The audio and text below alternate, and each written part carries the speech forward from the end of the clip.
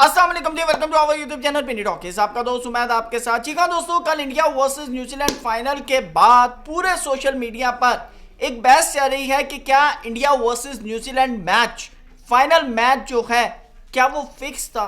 जी हाँ, इसके ऊपर बहुत सी जो है कंट्रोवर्सी सामने आ रही है। बल्कि सेमीफाइनल से हैरी ब्रूक का कैच छोड़ना, उसके बाद नरेंद्र मोदी स्टेडियम की पिच के बारे में कि पिच बदल दी, फिर जो है बहुत से लोगों ने कहा कि आईपीएल कॉन्ट्रैक्ट्स हैं जिसकी वजह से न्यूजीलैंड इतनी बुरी तरह ये मैच हारा है, जहां पर एक पहले बल्लेबाजी करने वाली टीम 255 रन बना रही है और दूसरी टीम 96 रन के मार्जिन से हार रही है।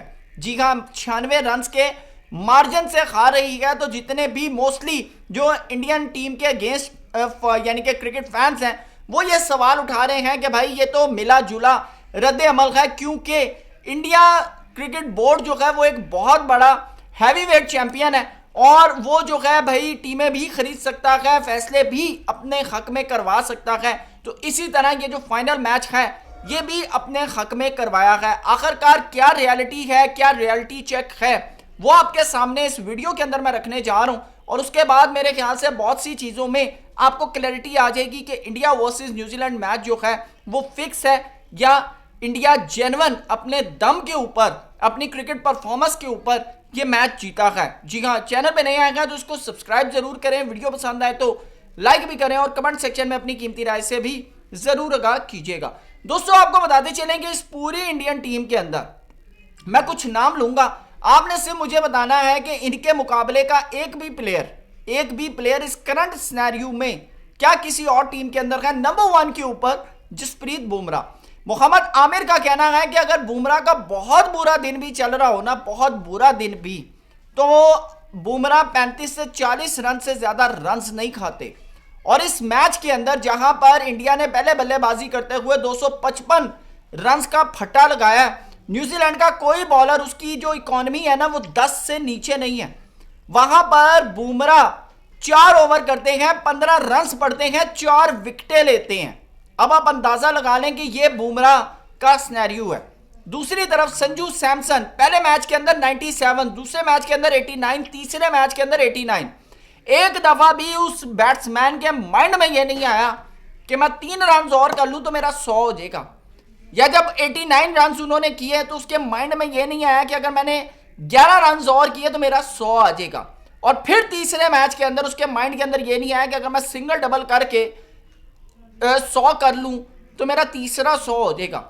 सिर्फ भूख क्या थी, भूख थी कि मैं टीम को जितवाऊं। सेम सिनेरियो में अभिषेक शर्मा, जिस तरह का उसका नाम था, जिस तरह का उसका होश, उससे उस तरह परफॉर्म नहीं हुआ, लेकिन फिर भी फाइनल मैच के अंदर आकर जो उसने 50 रन किए हैं, वहां से उसने ये बता दिया कि भाई अगर उसको मौका मिले ना तो वो मैच वन साइडेड कर दे। तीसरे नंबर पर ईशान किशन भी एक ऐसा नाम है जो कि इंडियन क्रिकेट के अंदर बड़े टाइम के बाद आकर इतना ज्यादा जो है अपेयर हुआ है। बल्कि मैं अगर संजू सैमसन की बात करूं तो 2015 का डेब्यू है उनका और आज 2026 जा रहा है। 11 साल के बाद संजू सैमसन को अपना आप मनवाने में लगा है। 11 साल के बाद 2015 में जिस वक्त उन्होंने डेब्यू किया, उस वक्त टीम के अंदर के राहुल, रोहित शर्मा, विराट कोहली और बड़े बड़े नाम जो थे वो उनकी जगह पर बैठे हुए थे, MS धोनी, बड़े बड़े नाम बैठे हुए थे। और उसके अंदर संजू सैमसन ने अपना आप मनवाना था, जो कि मेरे ख्याल से बहुत ज्यादा मुश्किल था। लेकिन आज जब संजू सैमसन को मौका मिला है तो उन्होंने भरपूर तौर पर बताया। जबकि अगर अभी मैं बेंच के ऊपर बात करूं तो के राहुल भी बैठे हैं, शुभमन गिल भी बैठे हैं, ऋषभ पंत भी बैठे हुए हैं, लेकिन फिर भी जो है संजू सैमसन ने अपना लोहा मनवाया है। अब आप इसके ऊपर यह बात करें कि पिच बदल दी या आपने कहा बॉल बदल दी, अंपायरों के फैसले अपनी मर्जी में करवा दिए, तो दोस्तों एक बड़ा सिंपल सा फार्मूला है कि इस सारे सिनेरियो में अगर हम आज तक यही बातें लेकर बैठे रहेंगे ना तो हम अगले 10-15 साल भी इंडिया के बारे में यही बात करते रहेंगे और इंडिया की क्रिकेट हमसे बहुत आगे निकल जाएगी। आप वैसे भी अगर देखें ना तो वो एशिया कप वाला शायद आपको याद हो, जब सूर्या कुमार यादव से सवाल किया गया पाकिस्तान वर्सेस इंडिया का, तो उन्होंने कहा 8-1 का हमारा तो मुकाबला ही नहीं बनता।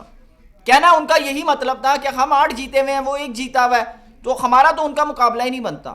आप दुनिया के अंदर अगर देखें ना, पिछले 2023 से लेके अभी तक इंडिया ने 4 फाइनल खेले हैं। 2023 world cup, 2024 T20 world cup, उसके बाद चैंपियंस ट्रॉफी, फिर एशिया कप दुबई के अंदर, फिर उसके बाद सबसे अहम चीज जो अभी उन्होंने अपनी होम कंडीशन में T20 वर्ल्ड कप खेला है। आप देख लें उसमें से सिर्फ एक फाइनल आ रहा है और वो 2023 का वर्ल्ड कप था जो कि उनकी अपनी होम कंडीशन में था।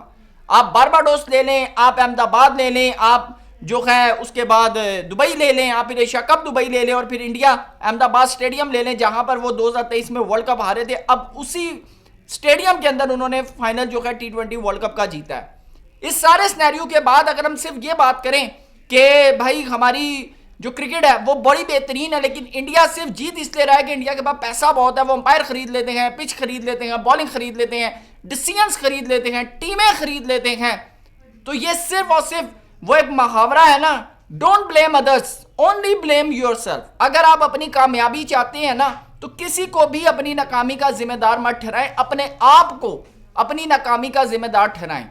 तो जब तक हम दूसरों को अपनी नाकामी का जिम्मेदार समझेंगे तो हमारे रिजल्ट्स ऐसे ही आएंगे। मैं इसके लिए सिंपल सी एक बात करता हूं, वो शायद याद हो आपको कि अजरुद्दीन साहब से परफॉर्म नहीं हो रहा था तो उन्होंने कांटेक्ट किया जहीर अब्बास साहब से। जहीर अब्बास साहब से उन्होंने कांटेक्ट किया, बल्कि पाकिस्तान के फॉर्मर कैप्टन, फॉर्मर बल्लेबाज यूनुस खान कहते हैं कि मेरी जब फॉर्म गलत थी तो मुझे अजरुद्दीन साहब ने कॉल करके कहा कि यूनुस तुम्हारा ये प्रॉब्लम है, इसको सही कर लो, तुम्हारे रन आने शुरू हो जाएंगे। संजू सैमसन का कहना है कि फाइनल से पहले मुझे सचिन तेंदुलकर की कॉल आई और उन्होंने मेरे से मुझे कहा कि तुम नर्वस तो नहीं हो, तो क्या मसला आ रहा है, ये वो सारी चीजें। अगर फॉर एग्जांपल बाबर आजम जहीर अब्बास साहब से, जवेद मियांदाद से, यूनुस खान से या किसी भी फॉर्मर प्लेयर से जाकर अगर थोड़ी सी अपने बारे में बात कर लेते हैं, या अगर कोई भी पाकिस्तान का फॉर्मर प्लेयर बाबर आजम को जो है डिक्टेट कर देता है, कॉल कर लेता है, या अगर पाकिस्तान का कोई फॉर्मर बॉलर जो टीवी चैनल के ऊपर बैठकर पाकिस्तान टीम के ऊपर तनकीद कर रहा है, अगर वो शाहीन अफरीदी को कॉल करके कह देता है कि भाई तेरा ये मसला है, इसको ठीक कर ले, तेरी बॉलिंग ठीक हो जाएगी, तो मेरे ख्याल से कोई गलत नहीं हो जाएगा। आप सिर्फ ये देखें ना, कोरोना के अंदर युवराज सिंह ने शुभमन गिल और अभिषेक शर्मा को तैयार किया है और आप देख लें कि क्या तैयार किया है कि कल्ला शुभमन गिल पूरी इंग्लैंड टीम के ऊपर टेस्ट सीरीज में भारी था। आप अभिषेक शर्मा को देख लें कि वो जब T20 वर्ल्ड कप स्टार्ट होना था ना तो अभिषेक शर्मा के ऊपर बकायदा तौर पर वीलॉग्स हो रहे थे, बातें हो रही थी कि सबसे अगर इंपैक्टफुल प्लेयर होगा तो वो अभिषेक शर्मा होगा। वो अलग बात है, वो इस पूरे टूर्नामेंट में उस तरह नहीं चल सके, लेकिन फाइनल में फिर भी उन्होंने कारकर्दगी दिखाई है। तो दोस्तों ये चीजें हैं जिसको अगर हम चाहें, अगर हम इंडिया को पकड़ना चाहें, कर सकते हैं। उसके लिए सबसे पहले हमारे फॉर्मर प्लेयर्स को रोल अदा करना पड़ेगा। हमारे जो इस वक्त करंट सिनेरियो के प्लेयर्स हैं उन्हें कांटेक्ट करना पड़ेगा फॉर्मर प्लेयर से, उनसे गुरुओं से सीखना पड़ेगा कि हमसे ये गलती हो रही है, इसको हम कैसे ठीक करें। फिर उसके बाद हमारा क्रिकेट सिस्टम इतना मजबूत होना चाहिए कि हम अपने प्लेयर को उस सिनेरियो में ढालें, उस ढांचे में ढालें जो ढांचा इस वक्त इंडिया फॉलो कर रहा है। तो फिर जाकर जो है रिजल्ट जो है वो हमारे लिए बेहतर हो सकते हैं। तो बाकी दोस्तों इस सारे मैटर पर आपकी क्या राय है कमेंट सेक्शन में जरूर बताइएगा। Thank you so much. अल्लाह हाफिज़।